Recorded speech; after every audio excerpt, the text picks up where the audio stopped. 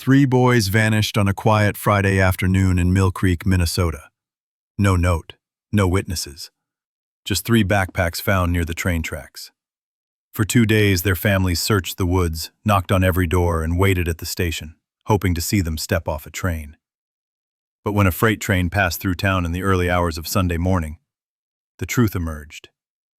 Or at least, what authorities wanted everyone to believe was the truth. Because what was found under that train shocked even the most seasoned officers. Before we dive in, please note, this story is a work of fiction, inspired by real-life events, and designed for storytelling purposes only. Names, places, and situations have been changed for dramatic effect. Viewer discretion is advised. And if you enjoy stories like this one, don't forget to hit that subscribe button. It helps more than you know. Mill Creek, Minnesota. A town so small it barely earns a dot on the map. No gas station, no police department, not even a working traffic light. Just a scattering of weather-beaten homes tucked beside a lonely stretch of railroad that cuts through pine and silence. 34 residents, most of them railroad workers. The kind of place where the loudest sound on any given day is the whistle of a passing freight. On the night of October 19th, 1991, that whistle came at 1:37 a.m. sharp.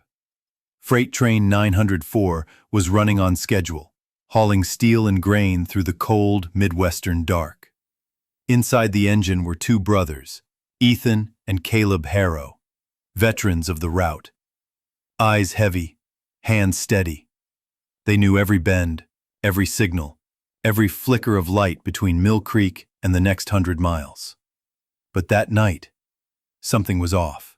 Just past mile marker 211, as the train approached a narrow bend near the old water tower, they spotted it.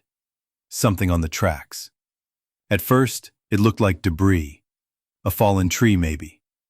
Caleb thought it might be a deer. Ethan reached for the horn. The sound blasted through the woods. But whatever it was, it didn't move.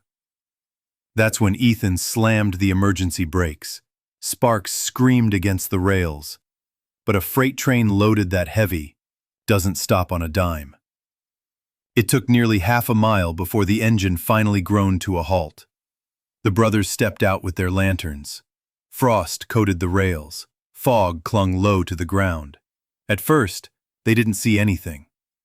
Then the beam of Ethan's light hit the tracks, and their stomachs turned. 3 bodies. Torn, bloodied, mangled beyond recognition. But it wasn't just the violence that hit them. It was the positioning. The bodies weren't scattered. They were aligned. Each one laid out like someone had placed them there, carefully, deliberately, exactly where the wheels would do the most damage. Ethan dropped his light. Caleb couldn't speak. For a long moment, the only sound was the wind pushing through the trees. Then came the radio call. The one that would bring sheriffs, coroners, and headlines. But at that moment, in that awful stillness, neither brother could have known they had just uncovered the beginning of one of the most disturbing criminal cover-ups in Minnesota history. By 2:13 a.m., flashing lights were bouncing off the frost-covered pine trees of Mill Creek. Sheriff Alan Whitmore was the first to arrive. A veteran lawman with 30 years of service and a face carved from granite. He hadn't seen a homicide in nearly a decade, let alone something like this. He parked his cruiser just shy of the bend, climbed out slowly, and followed the trail of railway workers and state troopers toward the scene. Nothing in his training had prepared him for what he was about to see. The boys, because yes, they were clearly boys, were mangled beyond recognition. But 2 details struck him immediately. First, the smell, not of blood, but alcohol, faint and stale. Not from the victims, but from somewhere else, hanging in the cold air like a mistake that refused to fade. Second, the shoes. All 3 pairs had been removed, neatly placed beside the track, side by side, like someone had undressed them. Sheriff Whitmore crouched down, flashlight trembling slightly in his hand. He turned to the coroner, who had just arrived behind him. "Tell me this isn't what it looks like," he muttered. But it was. It was exactly what it looked like, and no one had the courage to say it out loud.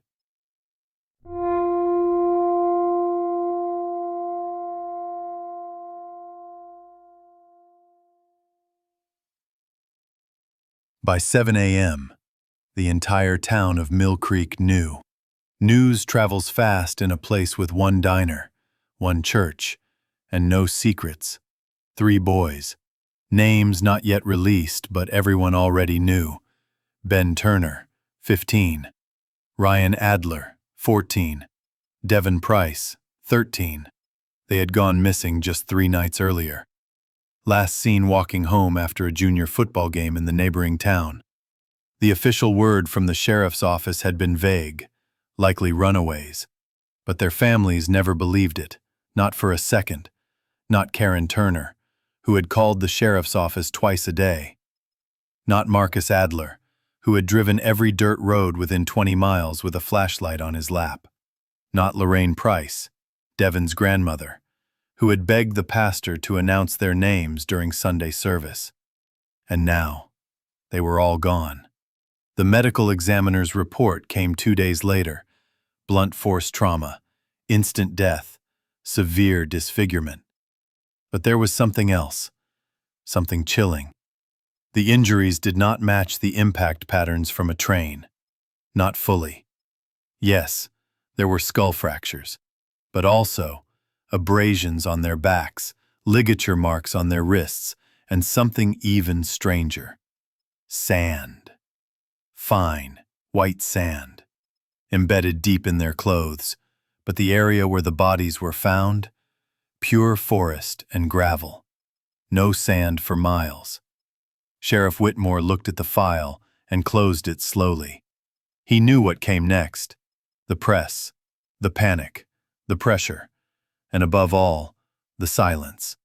Because Mill Creek was the kind of place that didn't like noise, especially when it came from the truth. By the time the sun rose on October 28th, Mill Creek was already trying to forget. The sheriff's office had made its decision. The report had gone to press. Accidental death. 3 boys. 1 tragic night. Nothing more. But Karen Turner couldn't sleep. She couldn't eat. She couldn't stop seeing the way her son's shoes had been lined up, like exhibits. Not left like someone running for their life. And the sand, that damn sand. There was no beach in Mill Creek, no quarry, no construction. So why had it been in her son's hair, his cuffs, his lungs? She wasn't the only one asking questions. A week later, she received a knock on her door. It was Reverend Michael Bird, the soft-spoken pastor from St. Luke's, the only church in town. He looked pale, eyes tired. He spoke low. Someone came to confession, someone with something to say. His name was Russell Kane. A retired railroad foreman. Lived alone in a rusted trailer just outside Mill Creek, less than a mile from the tracks. Karen met him 2 nights later. He was shaking, chain-smoking. He hadn't spoken to the sheriff. He wouldn't. But to her, he said this. "I heard it. I saw the truck. I saw the lights. I saw someone kneel." He claimed that on the night of October 19th, just past 1 a.m., he was out feeding the strays near his trailer when he saw headlights down the service path by the bend. A white Ford pickup, unmarked, engine running. He heard yelling. Then silence. Then what sounded like something heavy being dragged. He swore he saw a man kneeling near the tracks, and 3 shapes lying still. And one more figure, standing back, giving instructions. "Someone with a badge," he said. "I think I saw the reflection, a star." Karen's blood ran cold. She didn't ask who. She already knew who wore that badge in Mill Creek. The next day, Russell Kane was found dead in his trailer. Overdose, they said, sleeping pills. But Kane didn't have a prescription, and the bottle had no label. Karen was done playing polite. She contacted Ellis Monroe, a former state prosecutor turned private investigator, known for digging where others wouldn't. She sent him everything: autopsy reports, her notebook, the rumors, the sand samples. He read through it all and called her back the same night. "They didn't die on those tracks, Mrs. Turner. You were right to call me." The next day, Monroe filed a petition with the state to reopen the case, citing inconsistencies in the original pathology reports. And then came the hardest decision of all. He asked the families for permission to exhume the bodies. Karen didn't hesitate. Neither did Marcus Adler, and Lorraine Price, trembling, just nodded. 3 weeks later, under a gray November sky, the caskets were opened. The truth had been buried, but not erased. The rain started just before dawn, cold, thin needles falling over the hillside cemetery on the edge of Mill Creek. 3 caskets, 3 tents, and a small group of people who had stopped believing in silence. Karen Turner stood in a navy raincoat, unmoving. Her fingers gripped a photo of Ben at age 10. Mud on his cheek, tooth missing, eyes full of mischief. To her right, Marcus Adler held a thermos that had gone cold hours ago. Lorraine Price clutched a rosary she hadn't touched since her daughter died. Ellis Monroe arrived at 6:13 a.m. sharp. He wore a wide-brimmed hat and a jaw full of resolve. Behind him, a van pulled up, marked State Forensics Unit, St. Paul. No Mill Creek badges, no small-town favors. Only outsiders, professionals. The exhumations began in silence. By 2 p.m., the first report came in. Ben Holcomb's skull showed 2 distinct fractures, one at the temple, one at the base, neither consistent with a train strike. The pathologist, Dr. Lena Wynn, explained it carefully. If this boy had been lying on the tracks when hit, his head would have exploded from pressure and torque. These wounds? They're from a blunt object. A pipe, maybe. A wrench. Something heavy and narrow. He was alive when it happened. Not for long. Next came Ryan Adler. Rope marks, deep ones, around both wrists. Bruises on the upper arms, consistent with restraint, and in Devon Price's clothing, embedded in the seams of his hoodie. Fine, white sand. The same kind found during the initial autopsy, this time properly sampled and tested. It came from a decommissioned railroad depot, 5 miles west of town. An old switching station. Abandoned in 1982. Sealed in 1985, officially. Monroe's voice was low when he said it. They were taken there, held there, killed there, then moved. And then the final nail, a small chip of yellow paint found in Devon's shoe. Analyzed, matched. It came from the inside of an old Mill Creek patrol vehicle, the exact shade used on cruisers issued in 1989. The same year Sheriff Dennis Langford received his last department upgrade. When Monroe called the state attorney general's office, the line went quiet for a full 5 seconds. Then came the reply. "We're sending agents. Keep everything locked. And don't tell your local sheriff a damn thing." That night, Karen sat on her porch with a blanket and a cup of tea she didn't drink. The town was still. But for the first time in years, the silence felt different. It wasn't denial. It wasn't fear. It was the holding of breath, just before a storm breaks. Mill Creek had never seen so many unmarked vehicles. On December 2nd, at 6:45 a.m., 4 gray SUVs from the Minnesota Bureau of Investigation rolled quietly into town and parked outside the sheriff's modest brick office.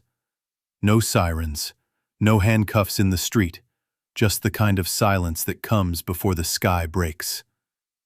Inside, Sheriff Dennis Langford sipped his coffee, as he did every morning.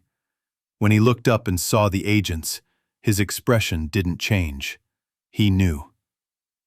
"You boys better have a damn good reason for this," he said flatly. Special Agent Rebecca Sloan, leading the team, handed him a folder. "We do. Multiple counts, obstruction of justice, evidence tampering, and possibly murder. Langford let out a bitter chuckle, the kind a man makes when there's nothing left to deny. You waited too long. Nobody gives a damn anymore. Sloane met his eyes with steel. Their mothers still do, and that's enough.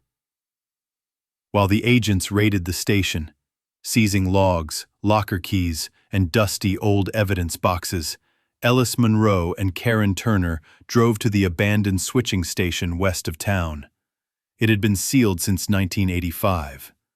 But somehow, someone had gotten back inside. In a small utility room behind a rusted panel door, they found it.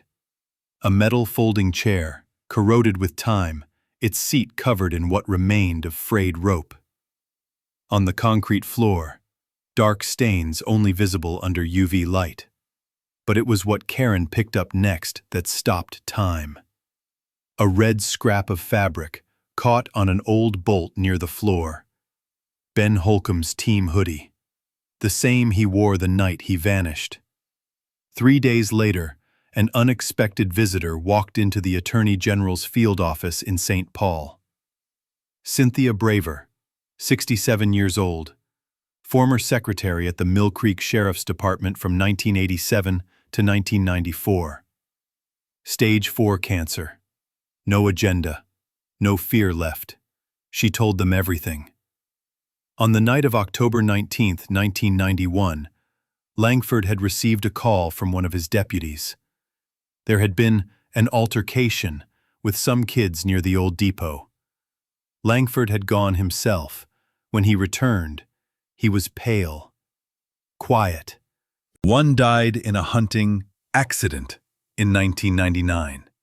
The other disappeared, rumored to be living under a new name in Nevada.